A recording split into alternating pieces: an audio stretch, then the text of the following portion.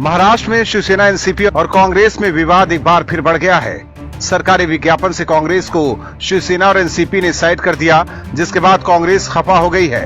ऐसे में अब बीजेपी ने महाविकास अघाड़ी सरकार पर तंज कसना शुरू कर दिया है।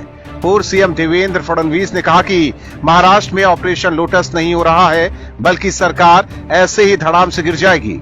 उन्होंने कहा कि महाविकास अघाड़ी सरकार अपने ही अंतर्विरोधों के कारण गिरेगी। उन्होंने कहा कि बीजेपी को सरकार गिराने में कोई इंटरेस्ट भी नहीं है। दरअसल पूर्व सीएम फडणवीस ने दिल्ली में केंद्रीय गृह मंत्री अमित शाह से मुलाकात के बाद ये बयान दिया।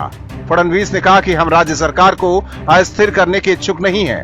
ये समय कोरोना वायरस से संघर्ष का है। उन्होंने बताया कि महाराष्ट्र में ऑपरेशन लोटस नहीं होगा। हमने पहले ही कहा है कि सरकार में अपने अंतर्विरोध है और हम देखेंगे कि ये कब गिरती है।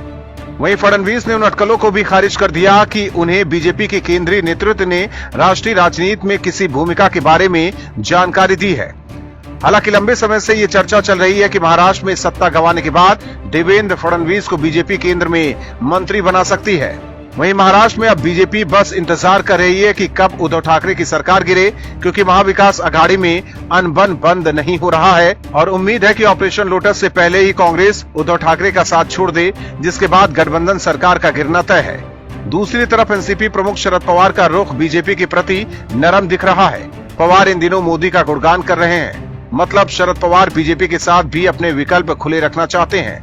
ऐसे में अगर महाविकास अघाड़ी गठबंधन में विवाद बढ़ा तो बीजेपी की सत्ता में वापसी हो सकती है। फडणवीस और बीजेपी नेतृत्व इसी के इंतजार में है। Bureau report, OMH news. और भी वीडियोस देखने के लिए चैनल को सब्सक्राइब करें और बेल आइकन को दबाएं।